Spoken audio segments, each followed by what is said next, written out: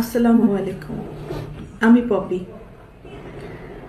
দীর্ঘ 28 বছর চলচ্চিত্রে কাজ করেছি, অনেক সুনামের সাথে, সম্মানের সাথে। কোটি কোটি দর্শকদের ভালোবাসা পেয়েছি, ইন্ডাস্ট্রির মানুষের ভালোবাসা পেয়েছি। কিন্তু এই মুহূর্তে আমি ক্যামেরার সামনে কথা বলছি একজন ব্যর্থ মানুষ হিসাবে। ব্যর্থ মানুষ বলছি এই কারণে, সবার মন জয় করতে পারলেও দীর্ঘ 28 বছর আমি যাদের জন্য কাজ করেছি, যাদেরকে এই হাতে লালন পালন করেছি, তাদের কাছে আমি অযোগ্য একজন মানুষ। তাদের মন মতো চলতে পারিনি, তাদের মনের মতো করে নিয়ন্ত্রিত হতে পারিনি। হয়েছি, একসময় হয়েছি, কিন্তু এখন হতে পারি না। তার করে বলেছি আমি একজন ব্যর্থ মানুষ। একটা মানুষ তো সবসময় সবার কাছে ভালো হতে পারে না, সব সময়ের জন্য ভালো হতে পারে না। আমি যখন ইনকাম করেছি, দু হাতে দিতে পেরেছি, লুটাতে পেরেছি, তখন আমি আমার পরিবারের কাছে অনেক প্রিয় একজন মানুষ ছিলাম।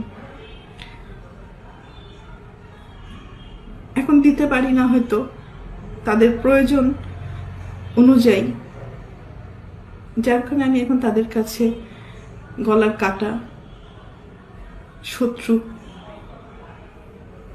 এবং অপছন্দের একজন মানুষ। দীর্ঘ 2 দিন যাবৎ আমি আসলে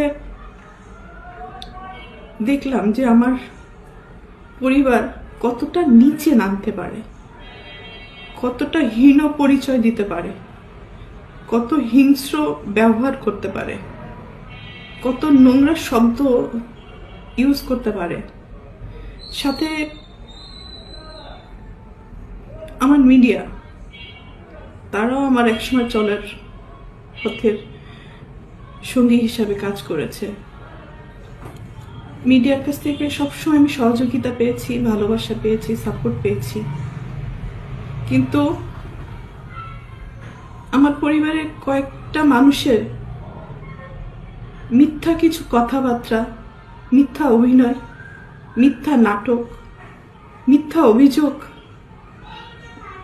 বলার সাথে সাথে যে মানুষগুলো আমাকে সব থেকে বেশি চেনার কথা, জানার কথা, সাপোর্ট করার কথা, সেই মানুষগুলো ওই মানুষগুলো আমার পরিবারের মানুষগুলোর কথা অনুযায়ী আমাকে ভুলভাবে আমার দর্শকদের কাছে বলেন, বাংলাদেশের মানুষের কাছে খুব বাজেভাবে উপস্থাপন করেছে। তো এর থেকে দুঃখজনক আর কিছুই হতে পারে না। যাদের জন্য কাজ করেছে আজকে তারা কেউই আমার না। এই জন্য হয়তো আল্লাহ বলে, যার যার জীবন হিজ হিজ হুজ হুজ, কিয়ামতের মাথায় কেউ কাউকে চিনবে না। তো একটা মেন পয়েন্টে আসি। আজকে যে অভিযোগগুলো আমার মা আর বোন করছে, খুব স্ট্রংলি আমি প্রতিবাদ করলাম। এর পুরোটাই মিথ্যে, বানোয়াট, এবং তাদের স্বার্থ উদ্ধার হয়নি বলে আজকে সত্য একটা জিনিসকে অসত্য বলে প্রমাণিত করার চেষ্টা করছে। আমি একজন শিল্পী মানুষ, আমি কি ভূমিদস্যু? আজকে যাদেরকে আমি এই 2 হাতে ছোটবেলার থেকে লালন পালন করেছি, যাদেরকে আমি মানুষ করেছি, আমার জীবনের অনেকগুলো সময়, সুন্দর একটা সময়, প্রতিটা মানুষের একটা সুন্দর সময় থাকে নিজের জীবন উপভোগ করার সময়। সেই সময়টা আমি তাদের জন্য ব্যয় করেছি, তাদের পিছনে ব্যয় করেছি, তাদেরকে মানুষ করার জন্য। কারণ আমার বাবা মায়ের সন্তান আমার সন্তান না, কিন্তু তারা তো আমার দায়িত্ব না। তারপরেও আমি আমার ভাই বোনদেরকে নিজের সন্তান হিসেবে লালন পালন করেছি, দায়িত্ব পালন করেছি। নিজের ভবিষ্যৎ, নিজের ভালো লাগা, মন্দ লাগা অনেক কিছুই বাদ দিয়ে দিয়েছি শুধু আমার ভাই বোনদেরকে মানুষ করার জন্য। কিন্তু এখন এসে দেখলাম মানুষ তো হয়নি, হিংস্র কিছু পশু বলবো না, পশুরা তো আসলে খুব কৃতজ্ঞতা থাকে পশুদের মধ্যে, কিন্তু এদের মধ্যে সেই কৃতজ্ঞতা বোধটুকুও নেই। আর উপরের দিকে থুতু ফেললে তো নিচের দিকেই আসে। কাদের নামে অভিযোগ করব? অভিযোগ তো আসলে করে বাইরের লোকদের মানে নামে। আর আমি যেহেতু আমার ভাই বোনদেরকে, আমার বাবা মাকে অনেক ভালোবাসি, যার কারণে আমার জীবনে আমি অনেক কিছু ফেস করেছি তাদের দ্বারা। নির্যাতিত হয়েছি, লাঞ্ছিত হয়েছি, অপমানিত হয়েছি। নিজের এত বছর যে আমি ইন্ডাস্ট্রিতে ইনকাম করেছি, তারা আমার সাথে বেইমানি করেছে।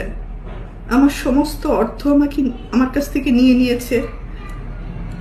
আমার টাকা দিয়ে কেনা সয় সম্পত্তি কোনো কিছুই আমার নামে ছিল না, আমার প্রত্যেকটা ভাই বোনের নামে ছিল। আমার অ্যাকাউন্টগুলো শূন্য ছিল এবং আমার গাড়ি, শুধু আমার দেহটা ছাড়া আমার কোনো কিছুই আমার ছিল না, সব কিছুই তাদের আন্ডারে ছিল।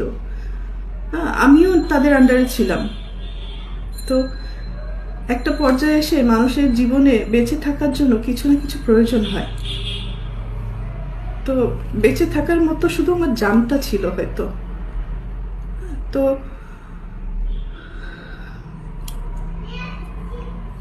একটা পর্যায়ে এসে যখন আমি জানতে পারলাম আমার পরিবারই আমার সাথে বেইমানি করেছে, আমাকে ঠকিয়েছে, আমার সবকিছু কেড়ে নিয়েছে, এগুলো জানার পরে আমি চুপ ছিলাম।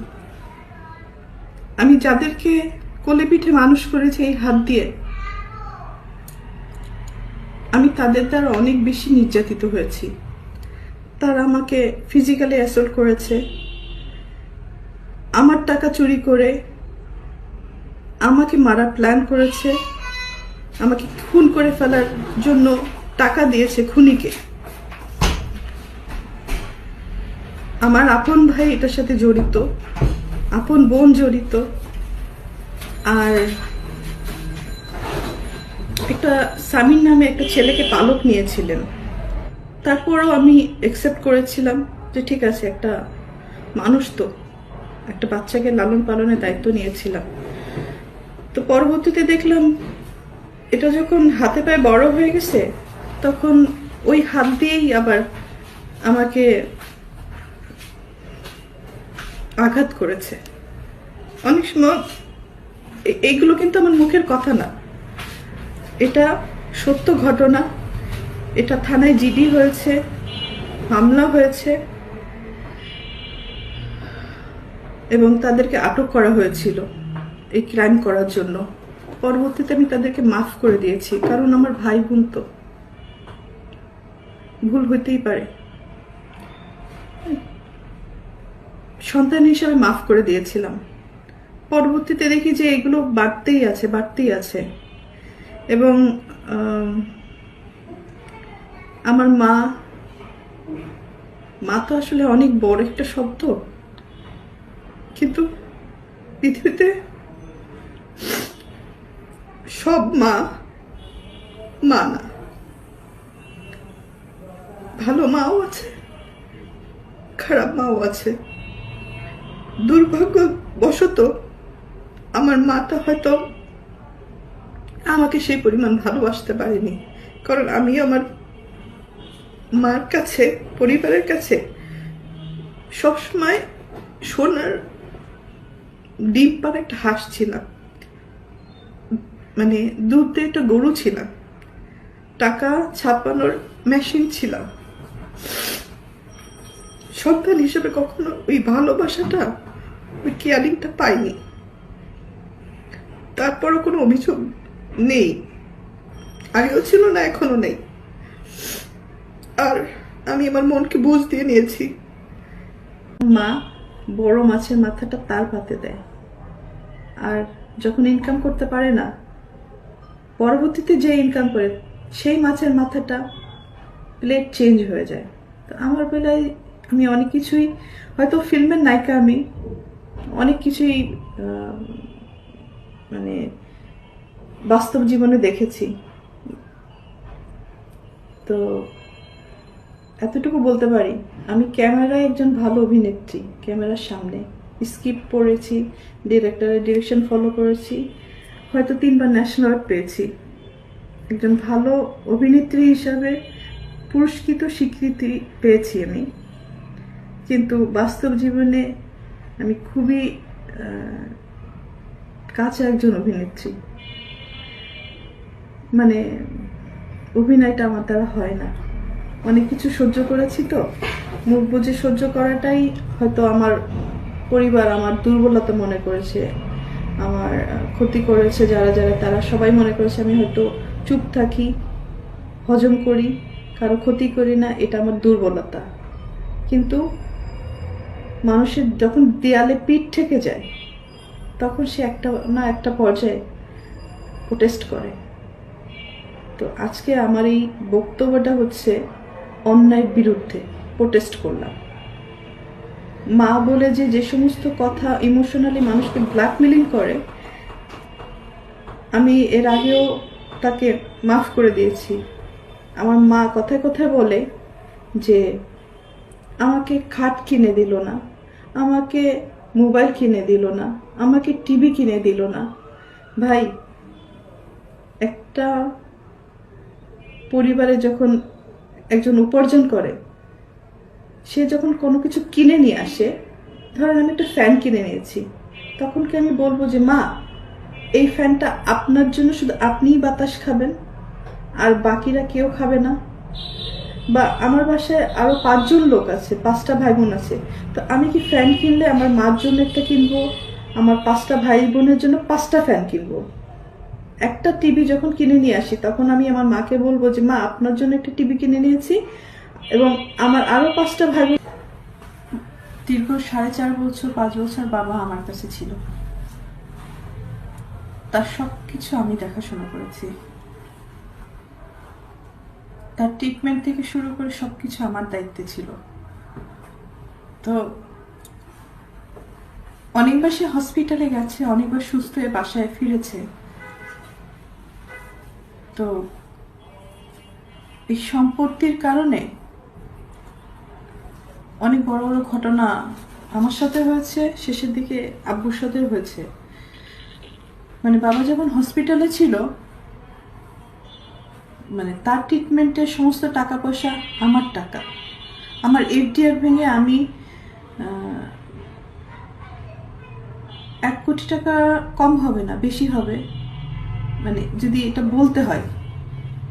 আমি তার পিছনে আমার এফডিআর ভেঙে পেমেন্ট করেছি, সেই রিসিট বলেন, প্রমাণ বলেন, সব আমার কাছে আছে। স্টেট ব্যাংকে স্টেটমেন্ট উঠালে তো পাওয়া যাবে, এবং আপনারা হসপিটালে খোঁজ নিলেই পাবেন। অথচ যার সম্পত্তি নিয়ে এত নোংরা কথাবার্তা হচ্ছে, দখলদারি নিয়ে এত কথাবার্তা হচ্ছে, তারা কিন্তু একটা টাকাও খরচ করেনি আমার বাবার অসুখের সময়। যেই মারা গেল, সেই তার সম্পত্তি নিয়ে ভাগাভাগি করছে, ব্লেম দিচ্ছে, নোংরামি করছে, দখল বুঝে নিচ্ছে। আর দীপু, বাবার লাশটাও ধরতে চাও নাই। আর আজকে বাবার সম্পত্তি নিয়ে কত রকম নোংরামি করছো। কোথায় ছিল এই সমস্ত? মানে তখন একবার চিন্তা করা উচিত ছিল, যার সম্পত্তি নিয়ে তুমি লাফালাফি করছো, ভোগ দখল করার চেষ্টা করছো, সেই লোকটাকে সারা জীবন গালি দিছো, তার সাথে দুর্ব্যবহার করছো, তার চেহারাও দেখো নাই। সব প্রমাণ কিন্তু আমার কাছে আছে, এটা আমি এখন দিব তোমাকে, যেত না। যাই হোক, শেষটা এটাই বলবো, আপনারা সবাই ভালো থাকেন, আমাকেও ভালো থাকতে দেন, সম্মানের সাথে যেন আমার মৃত্যু হয়, এই কামনাটুকু করে আমি বিদায় নিই।